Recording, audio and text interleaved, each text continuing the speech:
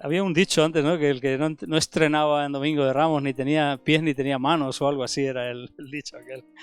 Bueno, lejos de los dichos y las tradiciones y las fábulas y lo que los hombres inventamos acerca de los sucesos bíblicos y en la vida de Jesús, el Domingo de Ramos yo creo que es el preludio o es la puerta. El Domingo de Ramos abre el paso a la semana más importante, más decisiva y más trascendente de la historia de la humanidad. Tremendo el Domingo de Ramos, tremendo cómo Jesús llegó a Jerusalén y además él procuró llegar en base al cumplimiento de la profecía de Zacarías 9:9, que dice: he aquí tu rey viene sobre ti montado sobre un pollino, un hijo de asna. Tremendo que Jesús procurara el perfecto cumplimiento de Zacarías 9:9. Yo creo que para darles una segunda o posiblemente una nueva o posiblemente incluso una de las últimas oportunidades a Jerusalén, a los habitantes de Jerusalén, para que creyeran en él. Es tremendo que él lo hizo. Además, él insistió en mandar a dos de sus discípulos a por ese pollino que estaba atado, y hablamos de esto algún otro año, de lo que significaba el pollino y cómo nos hemos identificado. Yo demasiadas veces me he identificado con ese pollino y aún me sigo identificando. A veces me encuentro atado y a veces pienso que nadie lo ha usado porque la gente piensa que no sirve para nada. Si tú te identificas con ese pollino, es el momento de creer que Jesús te puede usar y que Jesús te quiere usar. Ese pollino que estaba allí seguramente, pero bueno, no es el tema. Pero cómo Jesús procuró el cumplimiento perfecto de esa profecía de Zacarías 9:9, precisamente para darle esa oportunidad, porque el amor, el Gesed, el ágape, la misericordia, la fidelidad de Dios quería mostrarse sobre esa nación, sobre esa ciudad que le aclamó, pero que luego no le recibió, ¿no? Y qué tremendo, ¿no?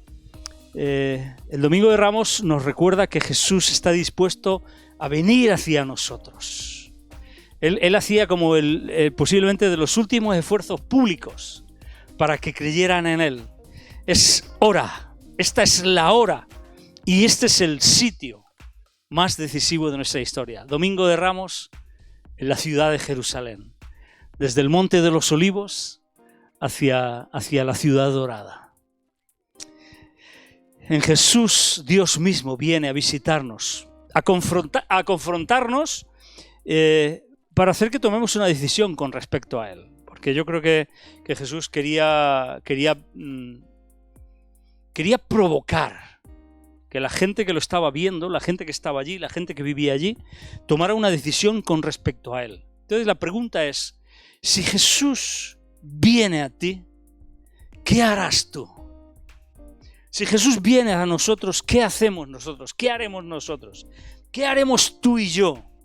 ¿Cuál será nuestra decisión para con él? Entonces yo esta palabra, basada en los acontecimientos del Domingo de Ramos, la he titulado ¿Qué habrías hecho tú? O podríamos decir ¿qué habría hecho yo? ¿Qué habríamos hecho nosotros? ¿No? Si hubiéramos estado allí, ¿cuál hubiera sido nuestra actitud? ¿Qué es lo que hubiéramos hecho? ¿Cuál habría sido nuestra respuesta hacia Jesús? Jesús quería provocar una respuesta en todos los que estaban allí. ¿Qué habríamos hecho nosotros? ¿Qué habrías hecho tú?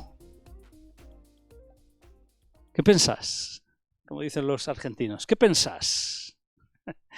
¿Qué piensas que podrías haber hecho? ¿Qué pensamos que podríamos haber hecho? Si hubiéramos estado allí, imaginaros la escena, Jesús montado sobre ese pollino, rodeado de sus discípulos, la gente como loca, la gente celebrando, ¿Os acordáis cuando España ganó el Mundial? La gente celebrando como loca por las calles. Yo soy español. Bueno, era tremendo. Hasta los que les daba alergia a la bandera de España, cogían la bandera de España y no les salían sarpullidos, ni granos, ni nada de eso. Los que eran alérgicos a la bandera de España antes de ganar el Mundial. ¿Os imagináis una celebración semejante, similar? La gente cortando ramas de los árboles, ramas de olivos, ramas de las palmeras, la gente echando los mantos sobre el camino para que Jesús pasara sobre ellos, y la gente celebrando y cantando: Hosana al Rey de Salvación, Hosana al Dios Altísimo, Hosana, Jesucristo, Jesucristo es Rey, Hosana. Hosana, salvación ahora, sálvanos ahora. Era un clamor, era el clamor desesperado de un pueblo que esperaba a un Mesías y que veía en Jesús la posibilidad de que fuera ese Mesías.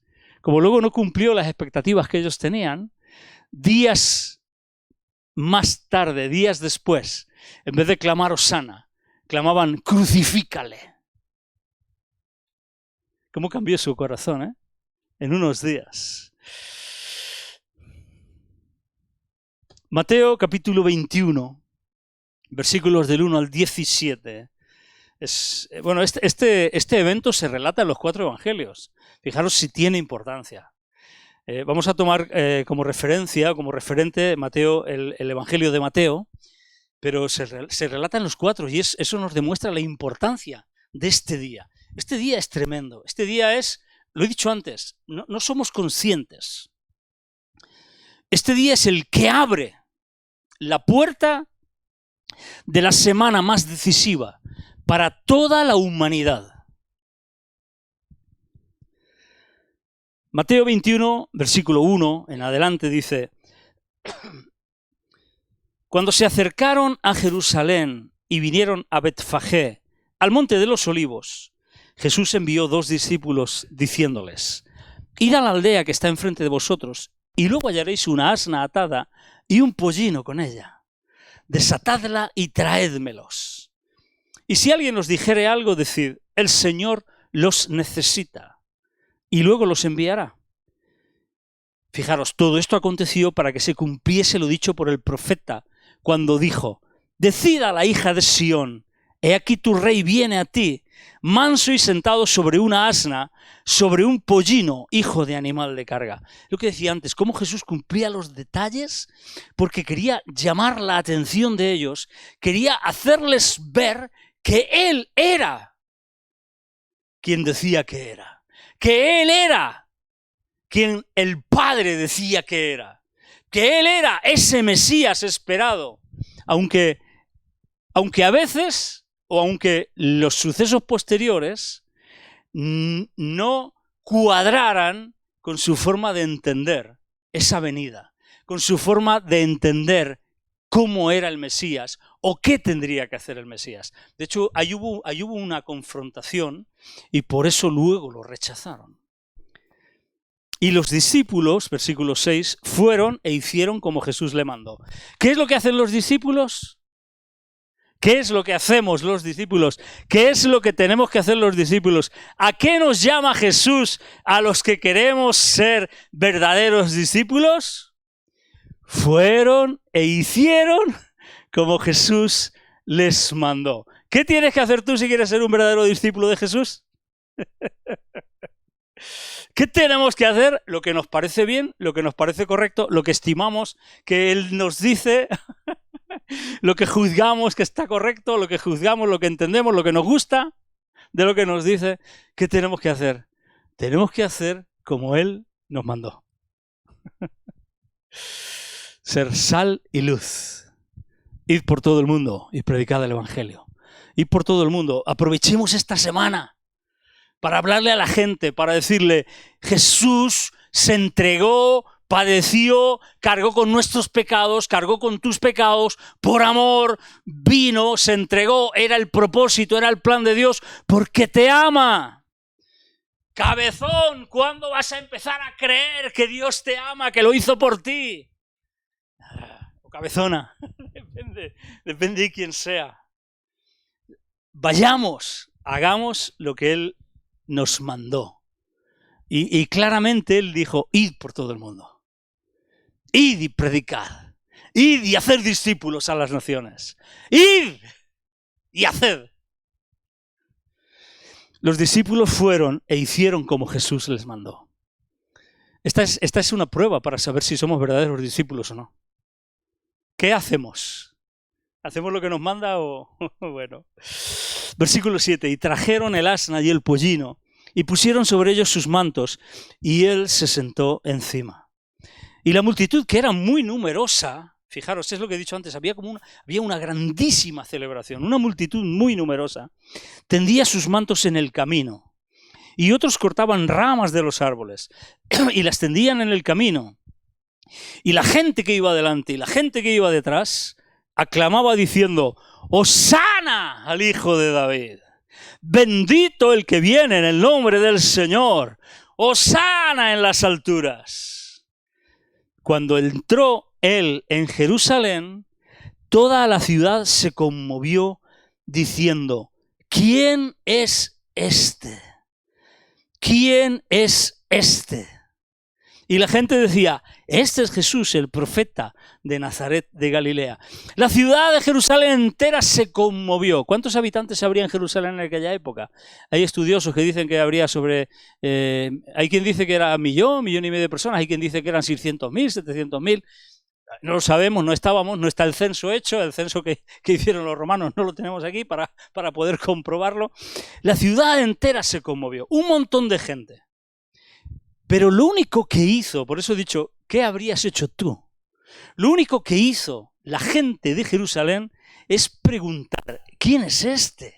O sea, ¿qué es lo que está pasando? ¿Por qué pasa esto? ¿Quién es ese? ¿Quién es el que está produciendo todo este alboroto, toda esta tremenda fiesta?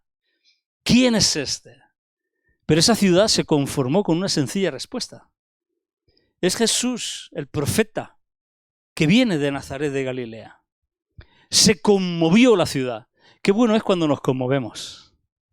Qué bueno es cuando el Señor nos toca y nos conmovemos. Cuando la palabra de Dios llega a nuestro corazón y nos conmovemos.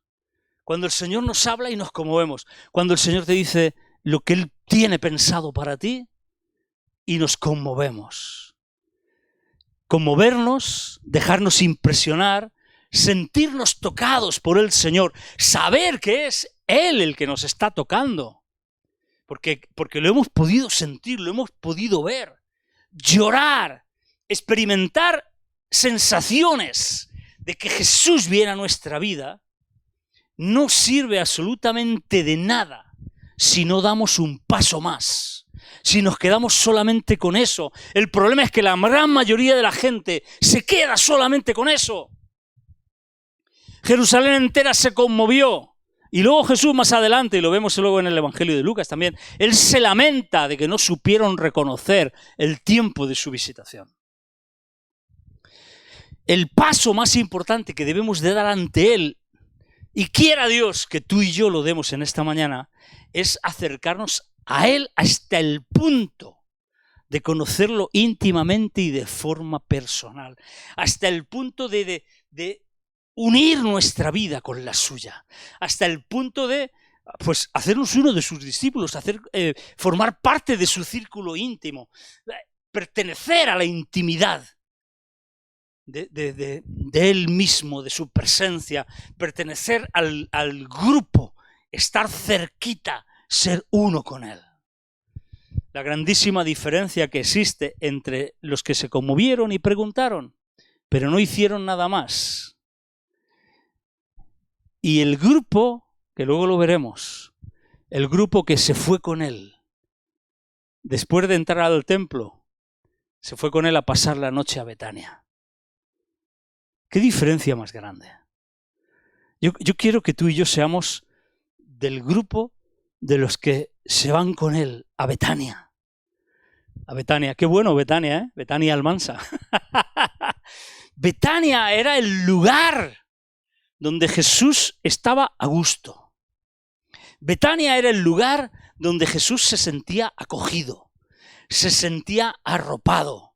Betania era el lugar donde Jesús se podía sentar en el sillón de la casa de Marta, María y Lázaro, le dejaban el sillón, podía quitarse los zapatos, podía estar allí a gusto, Betania era el lugar donde Jesús se sentía en casa. Yo quiero que tú seas de los que junto con Jesús entran a la casa de Betania y se sienten como en su casa y se sienten a sus anchas.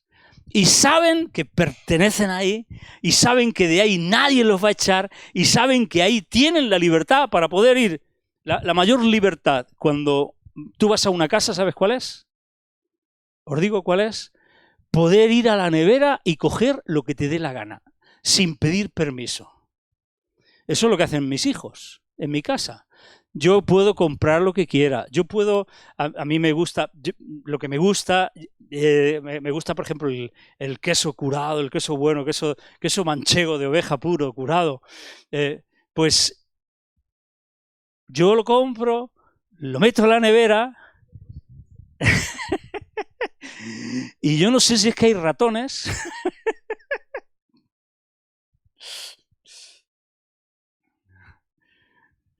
Betania es ese lugar donde tú puedes ir a la nevera y decir, wow, mi padre ha comprado queso del bueno. Y te sacas el trozo y te haces un bocata y dices, y le echas aceitico de ese que nos traen Rubén y Elsa. Y te haces un bocata de queso de ese con un poco de aceite en el pan y bueno. Solo le falta un vasico de vino del de las bodas de Caná. para merendar completamente bien. Betania es ese lugar. Eso es a lo que Dios nos llama a ti y a mí. Poder llegar a Betania, a la casa de Marta, de María y de Lázaro.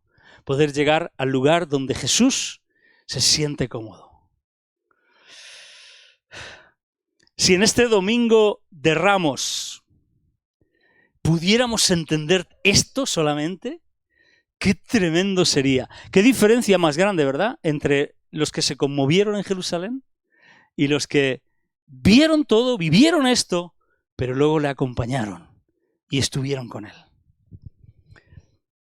Versículo 12, porque dice, la historia sigue y dice, la gente decía, versículo 11, este es Jesús, el profeta de Nazaret de Galilea, y con eso se conformaron. Pero Jesús hizo algo ese día. En ese momento, en ese instante, Jesús entró Jesús en el templo de Dios.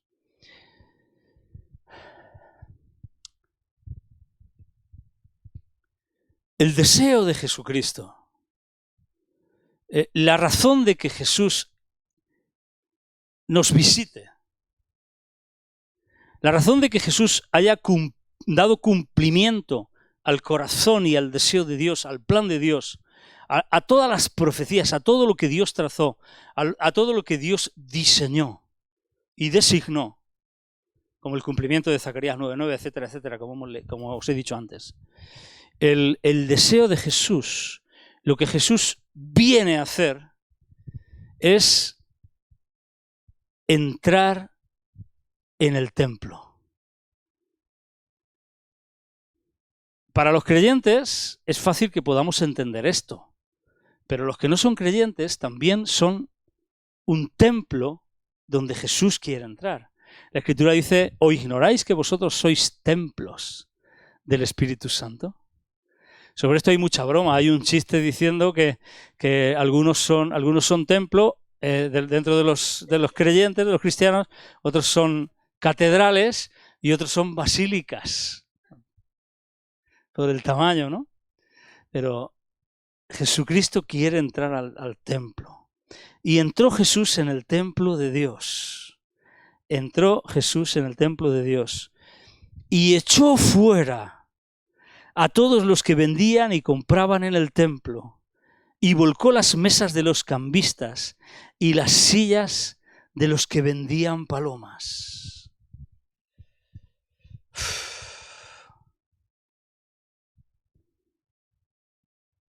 y les dijo: escrito está, mi casa, casa de oración será llamada, mas vosotros la habéis hecho cueva de ladrones. Si en este domingo Jesús entrara a nuestro templo, si en este domingo Jesús entrara a tu vida, si en este domingo Jesús entrara a mi vida, si en este Jesús está intentando entrar. Fijaros que Apocalipsis 3:20, que es una de las cartas dirigidas a la iglesia, dice: he aquí, yo estoy a la puerta y llamo. Si alguno oye mi voz y abre la puerta, yo entraré a él y cenaré con él y él conmigo. O sea, Jesús lo que propone es un plan Betania. Jesús nos propone el plan Betania. Entrar y cenar. Estar juntos. Sentarnos a la mesa. Tener intimidad. ¿De acuerdo?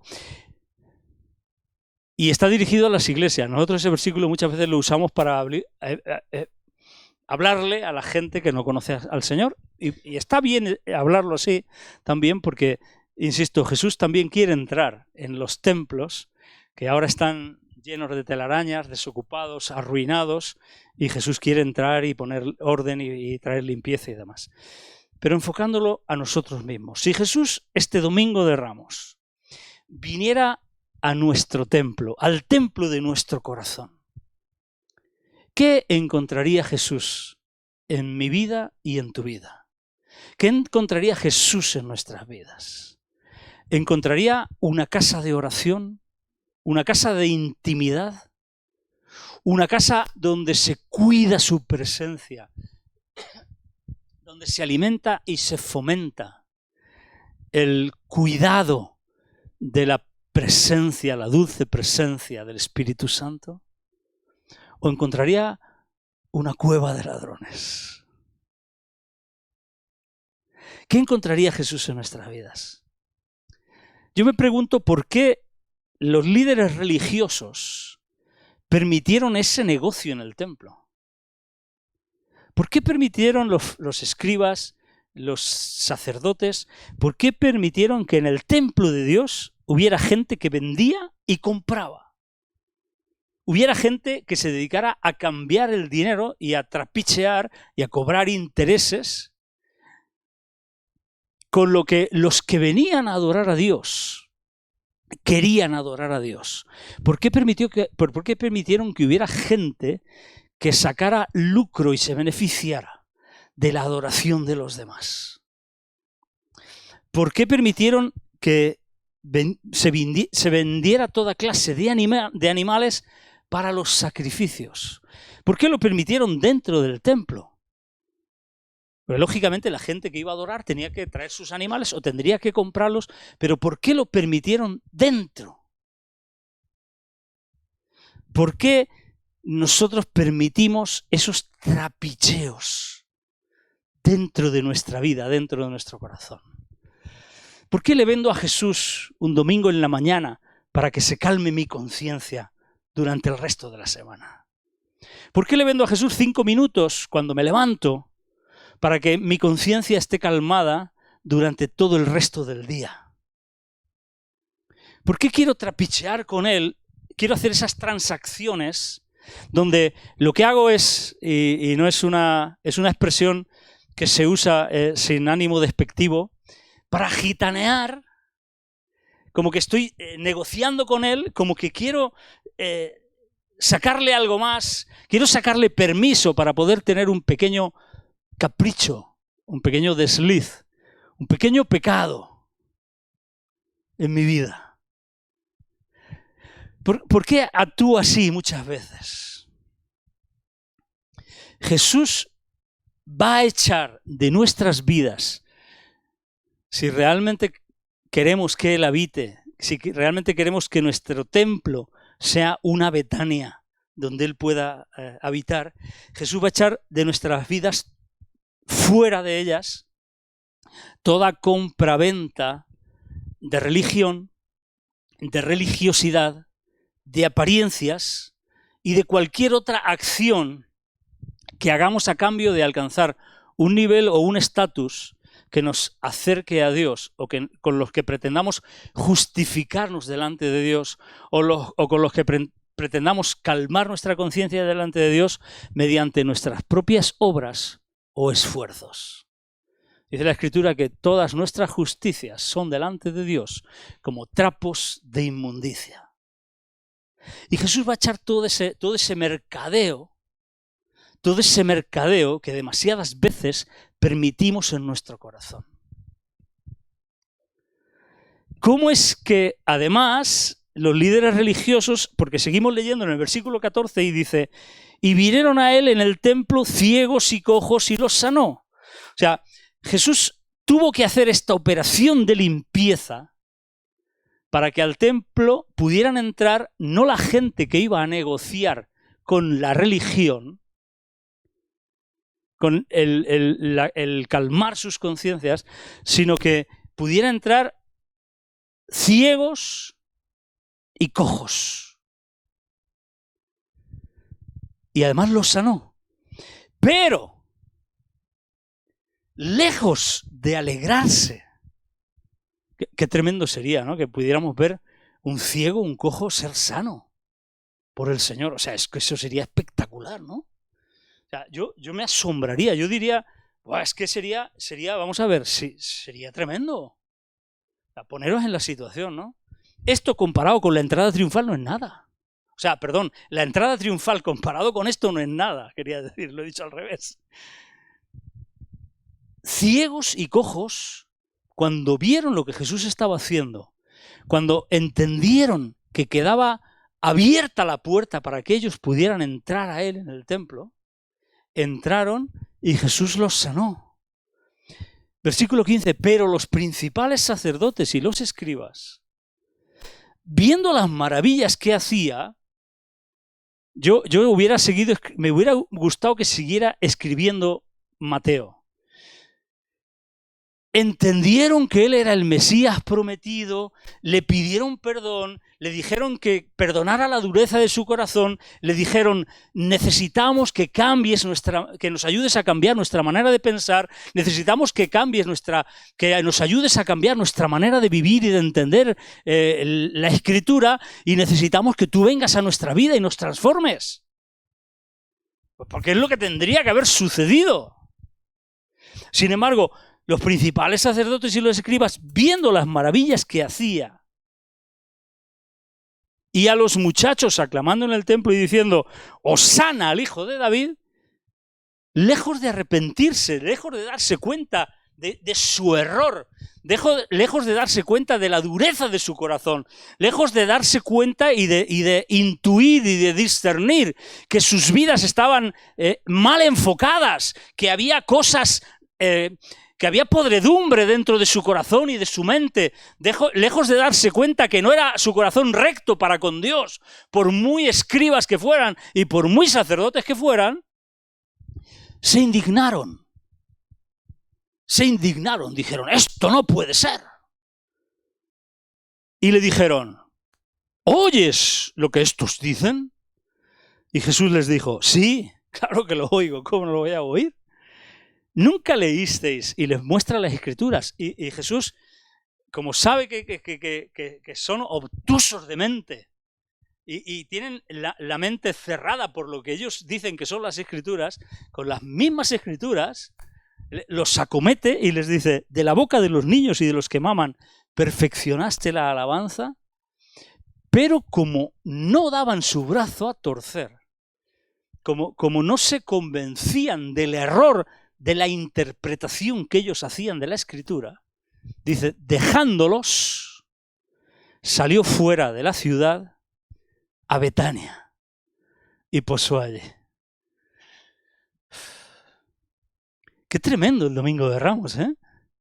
Qué tremendo que a pesar de todo el barullo, de todo el follón, de toda la que se montó, eso fue una fiesta de alabanza tremenda. Eso fue tremendo. Eso conmovió a toda la ciudad de Jerusalén. Anoche estuvimos en Sátiva y Sátiva no se conmovió entera. Y tuvimos allí una fiesta buena con el grupo, con Sal 150, que estuvieron allí. Pero ahí en Jerusalén se conmovió toda la ciudad.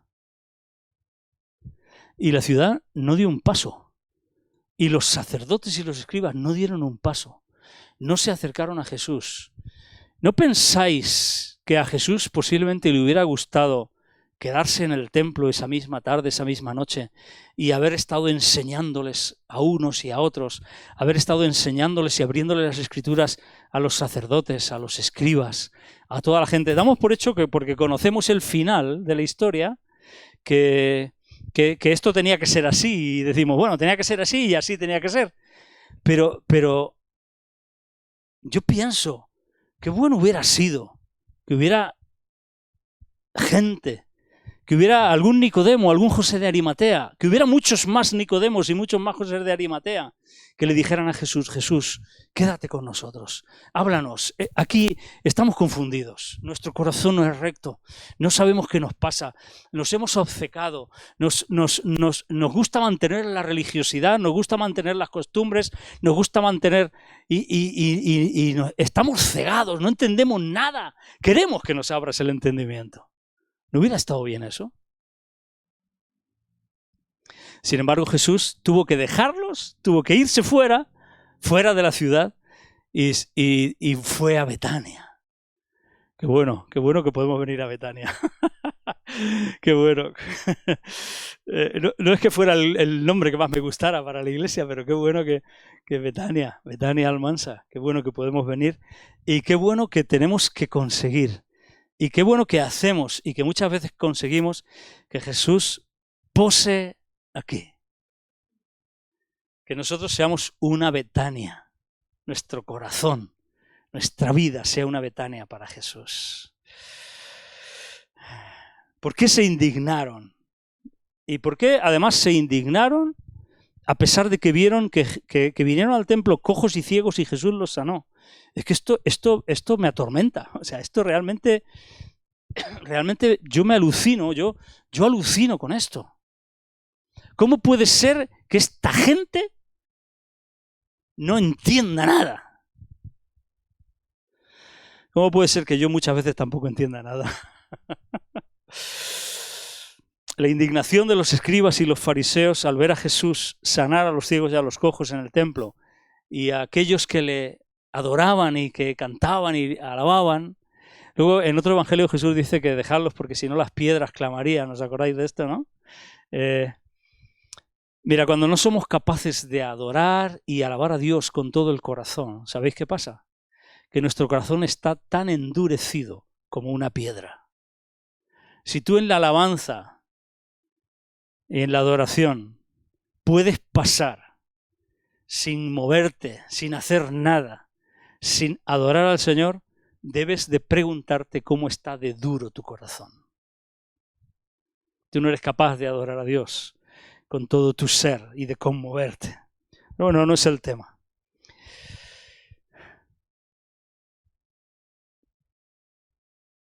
Posiblemente ellos se indignaron porque Jesús de alguna manera estaba desafiando su autoridad y estaba cuestionando ese sistema que ellos habían establecido. Le habían hecho cueva de ladrones porque ellos vendían las dosis de relación con Dios, conforme a lo que ellos entendían. Y estaban robando la vida espiritual de la gente que realmente quería adorar a Dios con todo el corazón.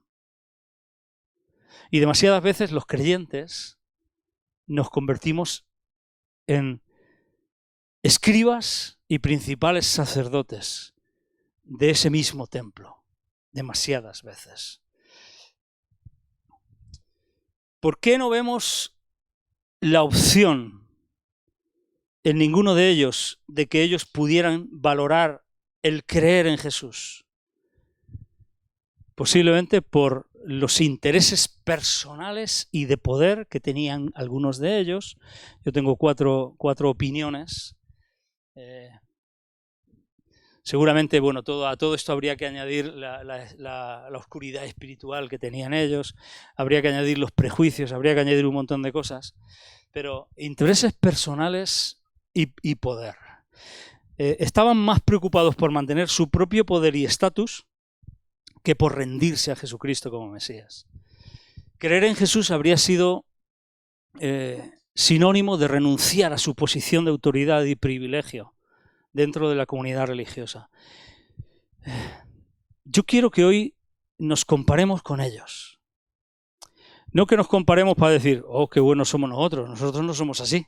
No esta comparación, sino la comparación de que dentro de nosotros, dentro de ti y de mí, o por lo menos dentro de mí, yo sé que lo hay como una parte que se asemeja mucho a los sacerdotes y a los escribas que estaban en aquel templo, en aquel momento, en aquel Domingo de Ramos.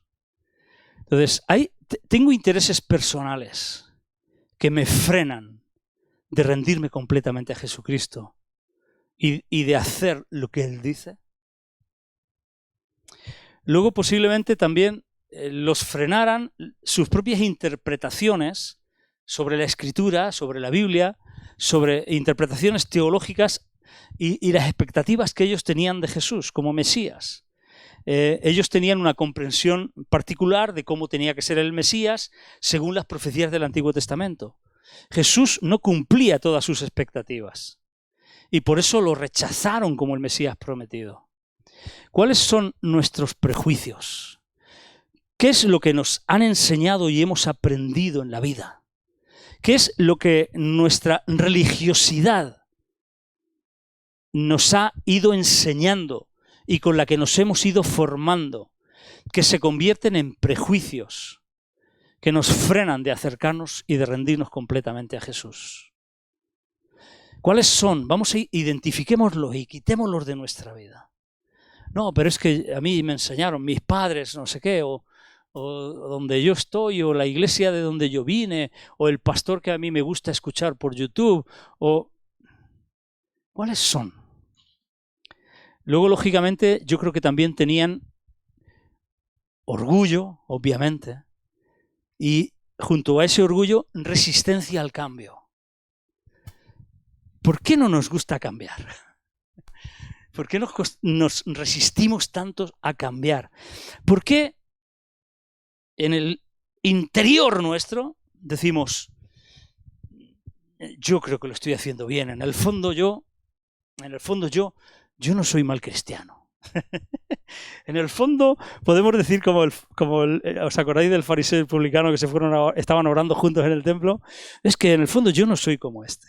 Yo por lo menos, yo doy diezmos, yo ayuno 2 veces a la semana, míralo, no se atreve ni a levantar la cabeza. En la alabanza ni siquiera canta. No sé. Orgullo, resistencia al cambio.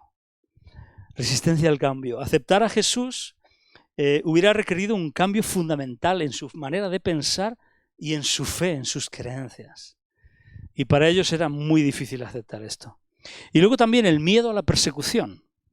El miedo a dejar su vida bien posicionada y al decir, no, yo sigo a Jesús de verdad. Yo me he entregado a Él por completo. Y yo voy a comprometerme con Él y con su obra y con sus cosas. Eso a veces nos pone en una situación que los demás nos ven y nos atacan. Y obviamente a ellos les atacarían, les dirían, hombre, y los echarían del concilio, y los echarían, y los expulsarían y no sé qué. Pero cuando tú te plantas y dices, no, yo voy a seguir a Jesús, yo me voy a comprometer con Jesucristo. Tu círculo de amigos, tu familia, tus compañeros del trabajo, tus compañeros del colegio, te señalan, te critican, te dejan de lado, te hacen el vacío, te hacen bullying, se meten contigo, se ríen, te ponen zancadillas, te prueban, te tientan. ¿Te tientan? ¿Para qué? Para que peques y para que te sientas mal y te sientas culpable y para producirte que caigas y para acobardarte.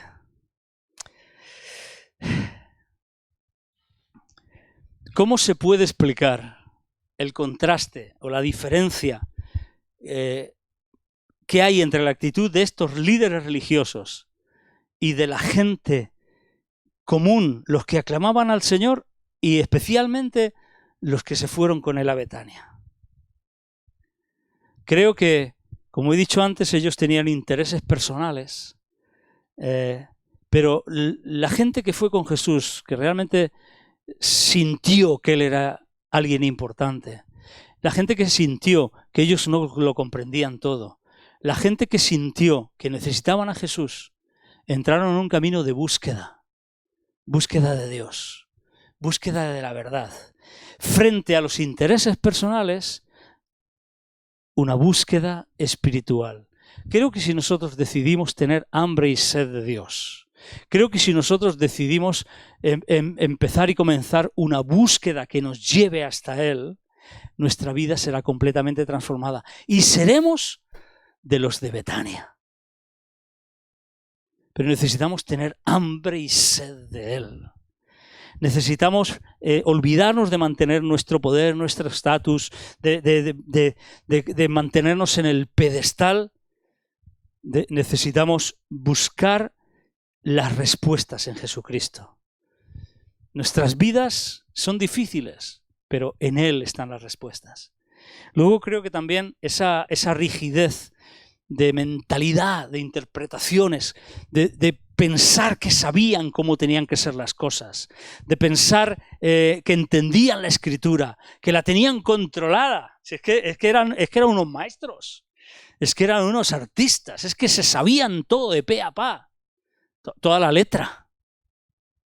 Esas interpretaciones rígidas, esa rigidez mental, se contrarresta con una apertura hacia la verdad. Los líderes estaban apegados a interpretaciones doctrinales establecidas y resistían cualquier idea que los desafiara en su comprensión de la ley y de las tradiciones. Sin embargo, la gente que estaba abierta a nuevas ideas y dispuesta a considerar la verdad, eso les permitía recibir la palabra de Jesús, les permitía una mayor receptividad. Entonces, el tema es, abre tu mente. Yo oí una frase hace muchísimo tiempo que decía que la mente es como un paracaídas. Funciona mejor cuando está abierta. Si te tiras con un paracaídas y no lo abres, no funciona absolutamente nada. Entonces, abramos nuestra mente. Pero abramos nuestra mente, no nos cerremos en lo que pensamos que ya es. No, yo es que con ir el domingo, es que yo con esto, yo no me puedo volver un fanático, yo no me puedo, ¿cómo me voy a enfrentar a esto? ¿Cómo voy a enfrentar al otro? ¿Cómo voy a poner firme en obedecer? ¿Por qué tengo que ir a coger un pollino que me manda Jesús? Si el dueño, habrá que pedir permiso, ¿no? Dejemos de cuestionar lo que Dios nos manda. De hecho, ¿qué tenemos que tener? Claridad en que lo que Dios nos da a conocer, Él quiere que lo cumplamos. Y si no cumplimos lo que Él nos da a conocer, no nos va a dar más revelación. Porque Él no la regala gratuitamente para que nuestra cabeza se hinche y se engorde y seamos unos cabezones. Y cada vez sepamos más y sepamos más. La revelación va en aumento conforme nosotros le vamos dando cumplimiento y vamos siendo obedientes a la revelación. La tercera sería orgullo y prejuicio frente a reconocer nuestra necesidad de Dios. Ellos no reconocían la necesidad de Dios. Ellos tenían suficiente, ellos estaban hartos. Estáis saciados, estáis hartos, como dice Santiago. Ellos estaban llenos de la palabra, estaban saciados, estaban hartos, conocían todas las Escrituras, conocían toda la Biblia, se sabían la Biblia de memoria. No la leían una vez al año, la leían todos los días, la leían 7 veces al año. Yo conocí a un creyente que leyó la Biblia 7 veces en un año y al año siguiente se apartó. ¿De qué sirve? ¿De qué sirve tanta Biblia? Y ojo, yo soy de los que os anima a leer la Biblia. Yo la estoy leyendo una vez completa cada año. Llevo ya años haciéndolo. Yo me lo he propuesto leerla una vez completa todos los años de mi vida. Mi padre se lamentaba de no haberla leído más. Y yo me he propuesto leerla completamente, desde Génesis hasta Apocalipsis, una vez al año. completa. Luego, aparte de todos los textos que leo y de todo lo que quiero estudiar y todo lo que quiero aprender. Pero mínimo eso. O sea, yo soy de los que quieren leer la Biblia. ¿Pero de qué sirve leer la Biblia? Si me va a servir para conocer mucho y cerrarme a mi necesidad espiritual de Dios. De que esa palabra se haga viva en mi corazón. Los líderes, debido a su posición de autoridad, de privilegio, se llenaban de orgullo, de perjuicio. Yo ya lo sé, ¿a mí qué me vas a decir? ¿Qué me vas a explicar? Si yo además tengo más Biblia que tú. Y les impedía reconocer la autoridad y la verdad de Jesús. Por otro lado, la gente que se fue con él a Betania sabían que tenían necesidad de él. Estaban dispuestos a reconocer su necesidad de él. Y cuarto y último, ellos tenían, he dicho que era miedo a la persecución, miedo a perder el estatus, a tener que enfrentar problemas por posicionarse claramente, de entregarse a Jesús, ¿de acuerdo? Pues ese miedo a perder el control de nuestra vida, demasiadas veces nos puede llevar a perdernos la esperanza de una nueva vida, de una vida diferente. No, es que lo que tengo me conformo con lo que tengo. Lo que tengo me va bien, estoy aquí donde estoy, me encuentro muy bien, tengo ya mi vida hecha, mi vida montada, tengo mi buen trabajo, tengo mi buena familia, tengo mi buen coche, tengo mi buena casa, tengo tantas cosas que tengo y resulta que no tengo a Jesús, no tengo nada. Aferrarnos a lo que tenemos nos aleja de poder tener una nueva vida con Jesucristo. ¿Qué es más valioso?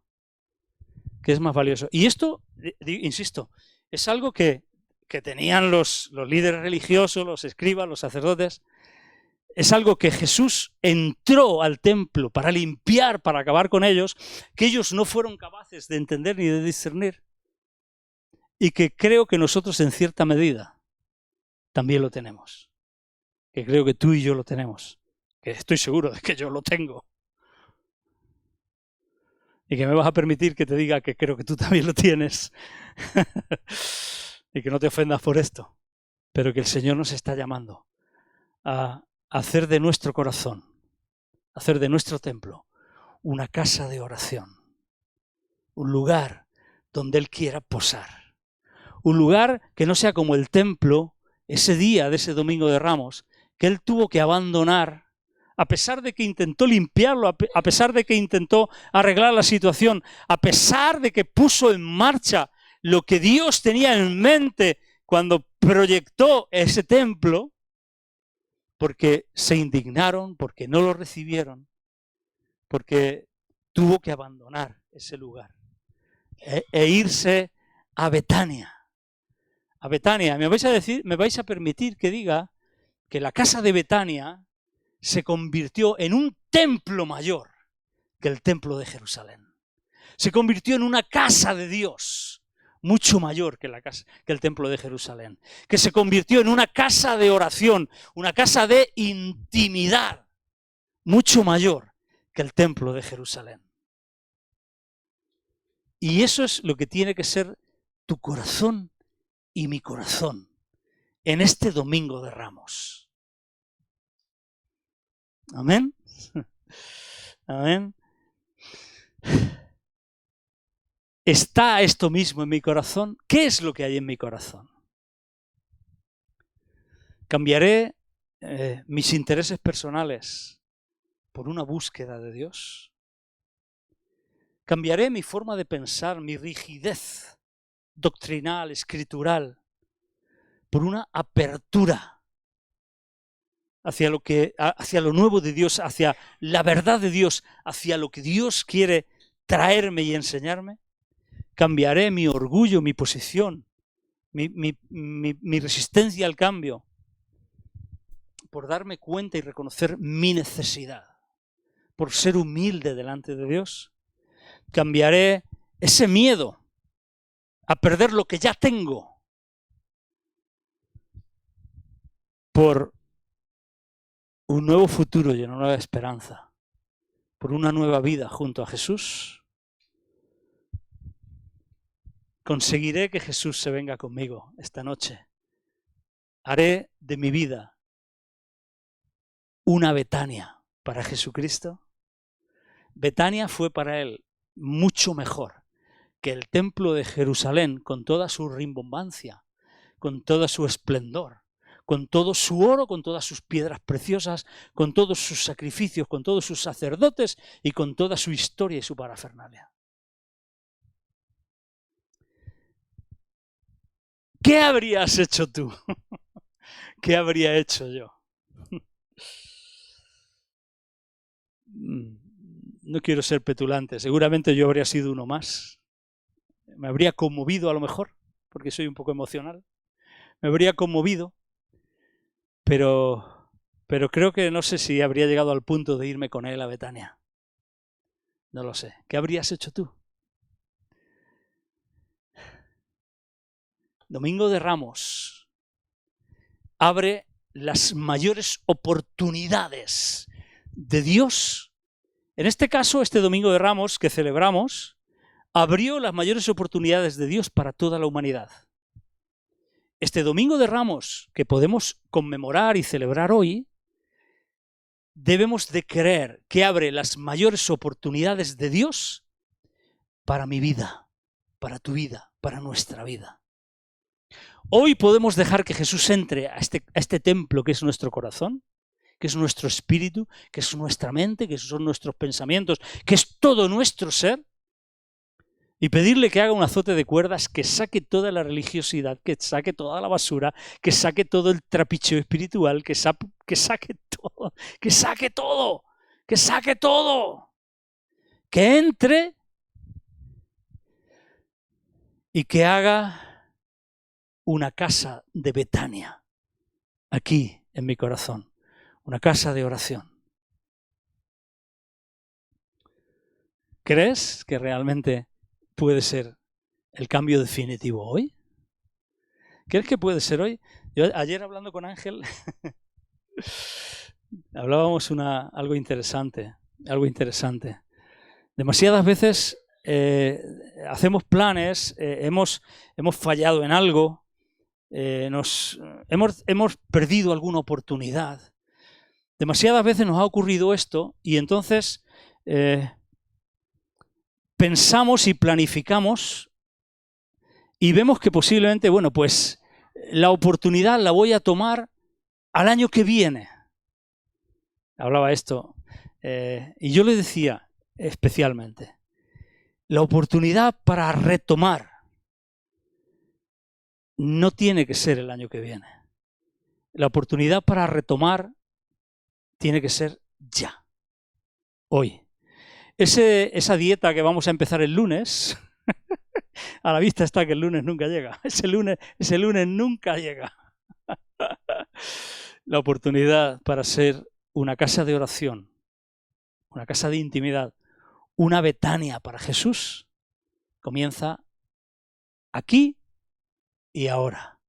Domingo de Ramos, dejando que Jesús entre triunfalmente en nuestro corazón y reconociéndolo, humillándonos, buscándole a Él, abrazando el futuro que Él nos da, soltando lo que tenemos, cambiando nuestra percepción de cómo es Él, de nuestra vida, dejando que sea Él quien nos moldee, soltando nuestro orgullo, nuestros prejuicios, nuestra manera de pensar, dejando que sea Él quien nos gobierne y quien nos dirija, entrando en una búsqueda, dándonos cuenta de nuestra necesidad, diciéndole, Señor, aquí estoy yo, quiero que tú hoy vengas a mi vida y que pases la noche conmigo, que entres a mi corazón, que vamos a preparar una cena para el Señor, hoy. Ahora, casa de oración, es casa de intimidad. Amén. Domingo de Ramos. Qué bueno, ¿eh? Qué tremendo. Decíamos de los católicos que salen con las palmas, con no sé qué y tal igual, y luego... Pero es que a veces nos olvidamos de que nosotros tenemos ese mismo ramalazo dentro. Esta vez esta era la posición de los escribas, no es que nosotros, es que ellos. Padre, gracias, Señor, por tu palabra. De verdad, muchísimas gracias, Dios. Dios Todopoderoso, Padre Celestial. Viendo a Jesús, como Él actuó, como Él actuaba, como Él se movía, viendo las reacciones de todos aquellos que le rodeaban, nos identificamos tanto, Señor, con aquellos que reaccionaron, que respondieron mal ante Él. Y aunque muchas veces pensamos que nosotros ya, porque nosotros venimos, porque nosotros somos evangélicos, porque hemos creído en ti, porque hubo un día que nos convertimos, porque te entregamos nuestra vida, nuestro corazón, porque hemos decidido seguirte, porque estamos firmes al pie del cañón, porque tal, porque cual, nos damos cuenta que también existen dentro de nosotros esas facetas, esas áreas, esas motivaciones, esas posiciones que nos alejan de ser una casa de oración, un templo santo, que nos convierten a veces, demasiadas veces, en pequeñas cuevas de ladrones. Aunque no sean unas cuevas exageradas, aunque no sean unas cuevas clamorosas, pero a veces esas pequeñas cuevas de ladrones que roban nuestra Betania, nuestra intimidad contigo. Señor, queremos que nos ayudes. Queremos que entres ahora, que limpies, que saques todo.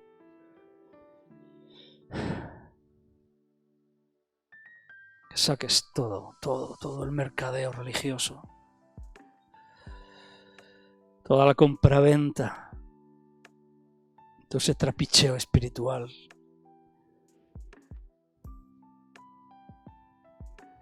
Que sanes nuestras cegueras y nuestras cojeras.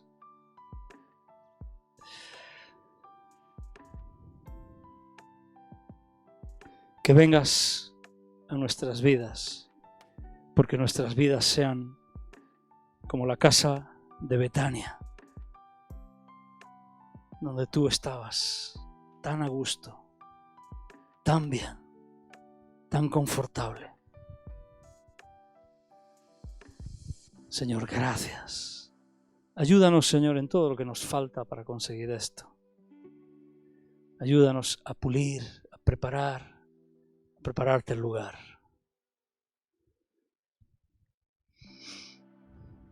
Gracias por ese Domingo de Ramos, por aquel Domingo de Ramos de hace más de 2000 años.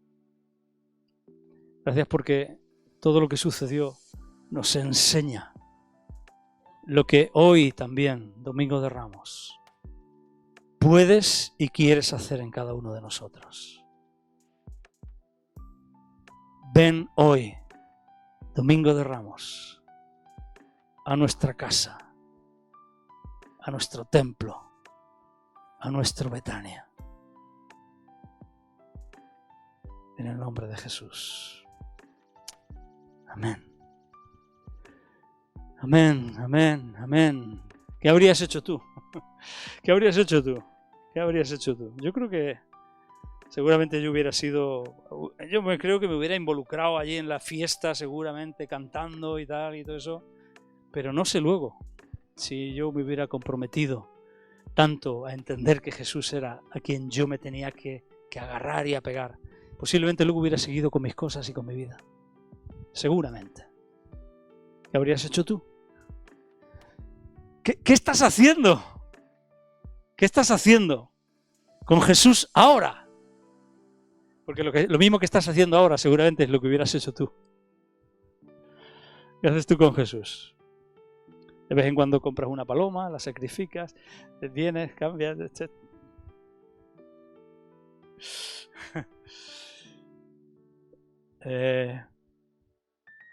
¿Qué vamos a hacer? Ya no qué habrías hecho, sino qué vamos a hacer. ¿Qué vamos a hacer ahora? ¿Qué vamos a hacer hoy? La oportunidad es hoy, ahora, Domingo de Ramos, es hoy, que Él viene a nuestra casa a morar. Que Dios os bendiga, que tengáis una muy buena semana tremenda, una semana tremenda donde Jesús esté cenando con vosotros todos los días, donde vuestros hogares se conviertan en esas Betanias, donde Él viene a morar, donde nuestro corazón esté lleno de intimidad con Él cada día de la semana, lunes, martes, todos. Esta semana es tremenda, esta semana es la semana que marcó la historia de la humanidad, pero eternamente, no solamente puntualmente, sino eternamente. Y preparémonos para el domingo que viene, domingo de resurrección, el domingo en el que Jesucristo tiene que resucitar con poder y resucita con poder en nuestras vidas, y no solamente Él se levanta, sino que primicia de los que murieron es Él y nos levanta juntamente con Él. Así que os despido hasta el domingo que viene, domingo de resurrección, Dios mediante. Dios os bendiga, que tengáis una muy buena semana y que tengáis una semana de pasión, pero que no pasión de sufrimiento, sino pasión por Él, que os apasionéis más y más por Él. En el nombre de Jesús, que Dios os bendiga.